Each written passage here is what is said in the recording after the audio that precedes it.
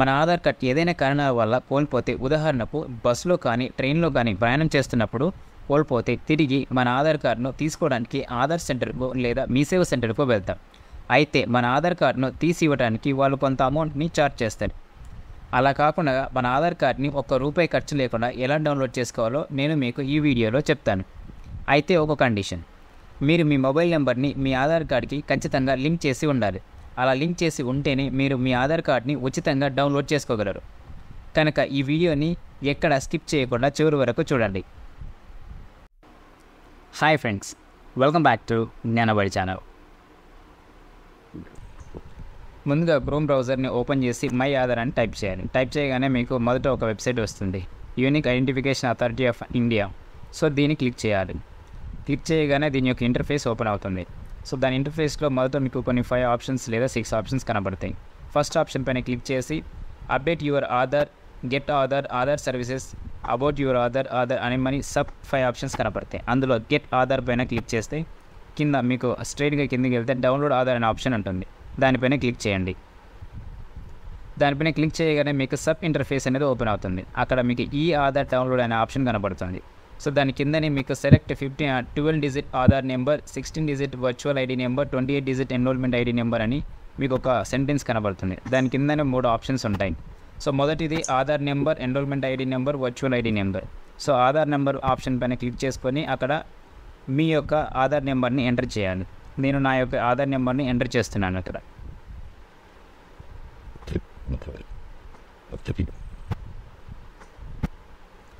ఇలా ఎంటర్ చేసిన తర్వాత ఎంటర్ క్యాప్చా దగ్గర పక్కనే ఉన్న క్యాప్చాని ఎంటర్ చేసుకోవాలి.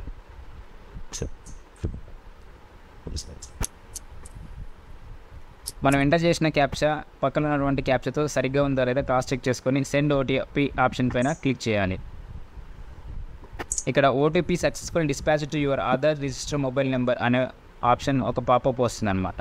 అది వచ్చిన తర్వాత మీకు కింద ఎంటర్ ఓటీపీ అనే ఆప్షన్ కనబడుతుంది. దాని దగ్గర మీ మొబైల్ నెంబర్కి ఒక ఓటీపీ వస్తుంది. మీకు వచ్చినటువంటి ఓటీపీని ఇక్కడ ఎంటర్ చేసి కింద కనబడుతున్నటువంటి వెరిఫై అండ్ డౌన్లోడ్ ఆప్షన్ పైన క్లిక్ చేయాలి. నాకు వచ్చిన ఓటీపీని ఇక్కడ ఎంటర్ చేస్తున్నాను. ఇప్పుడు ఇక్కడ వెరిఫై అండ్ డౌన్లోడ్ ఆప్షన్ పైన క్లిక్ చేయండి. ఇప్పుడు చూసారా, ఇక్కడ ఒక మీకు మెసేజ్ కనిపిస్తుంది, కంగ్రాచులేషన్స్. ఆ తర్వాత ఇక్కడ మీకు ఆధార్ కార్డ్ అనేది డౌన్లోడ్ అయిన ఆప్షన్ చూపిస్తుంది. Congratulations, your Aadhaar card has been successfully downloaded అనే మెసేజ్ కనిపిస్తుంది కదా మీకు. కింద చూడండి, the Aadhaar letter PDF password will be in 8 characters. Combination of the first 4 letters of your name in capital letters and years of birth in year ఫార్మాట్లో ఉంటుంది. అంటే ఇక్కడ ఫస్ట్ మీ పేరులో నుంచి ఫస్ట్ 4 letters అలాగే మీ డేట్ ఆఫ్ బర్త్లో నుంచి ఇయర్ని తీసుకొని ఆ కాంబినేషన్నే మీ పాస్వర్డ్గా తీసుకోమని చెప్తుంది అనమాట. సో అంటే ఇక్కడ ఎగ్జాంపుల్ కూడా ఇచ్చాడు మనకు, అనీష్ కుమార్ అని. సో మీ పాస్వర్డ్ని మీ పేరులో ఉన్నటువంటి ఫస్ట్ 4 letters మీ డేట్ ఆఫ్ బర్త్లో ఉన్నటువంటి ఇయర్ని కాంబినేషన్ తీసుకొని ఇక్కడ పాస్వర్డ్ని ఎంటర్ చేయండి. ఎంటర్ చేసి అక్కడ సబ్మిట్ పైన క్లిక్ చేయండి.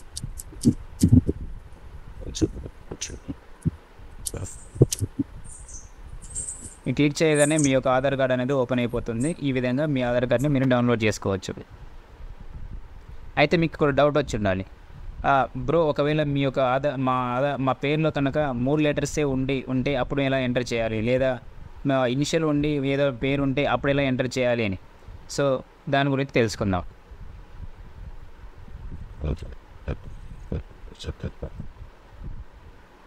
ఇక్కడ సేమ్ మై ఆధార్ దగ్గరికి మళ్ళీ వెళ్ళి డౌన్లోడ్ అనే ఆధార్ పైన క్లిక్ చేయండి. క్లిక్ చేసి బ్యాక్ వచ్చేసిన తర్వాత మీకు ఇక్కడ కొన్ని క్వశ్చన్స్ ఉన్నాయి చూడండి.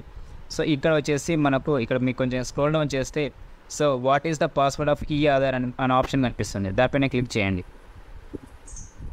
సో ఇక్కడ ఏంటంటే పాస్వర్డ్ ఆఫ్ ద ఈ Aadhaar is a combination of the first 4 letters of the name in capital and the year of the birth. అంటే మన పేరులో ఉన్నటువంటి ఫస్ట్ 4 letters మన డేట్ ఆఫ్ బర్త్లో ఉన్నటువంటి ఇయర్ని పాస్వర్డ్గా తీసుకోవచ్చు.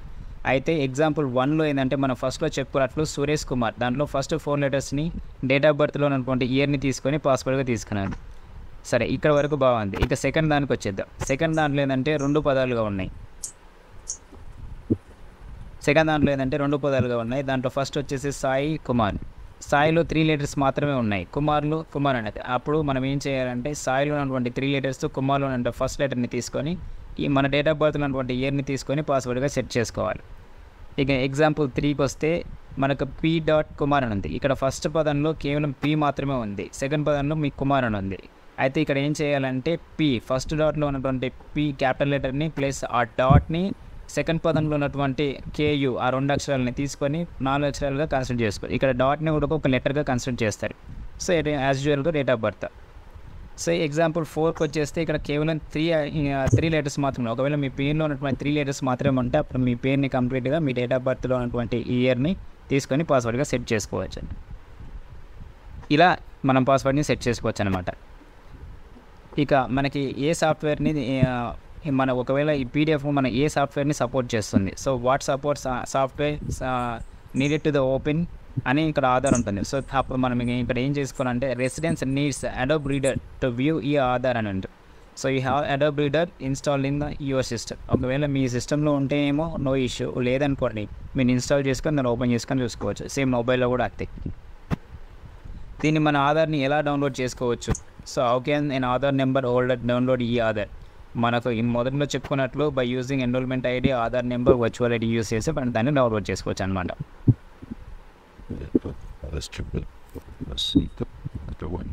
అలాగే ఈ ఫిజికల్ కాపీ అనేది మనకు జనరల్గా అయితే ఫిజికల్ కాపీని అన్ని చోట్ల యూజ్ చేసుకుంటాం కదా, ఈ ఆధార్ని కూడా అన్ని చోట్ల యూజ్ చేసుకోవచ్చా అనేది ఇంకొక క్వశ్చన్. అవును, మనం అన్ని చోట్ల ఈ ఫిజికల్ కాపీని ఎలాగైతే యూజ్ చేసుకుంటారో సేమ్ అలాగే ఈ ఆధార్ కార్డ్ని కూడా అన్ని చోట్ల యూజ్ చేసుకోవచ్చు అన్నమాట.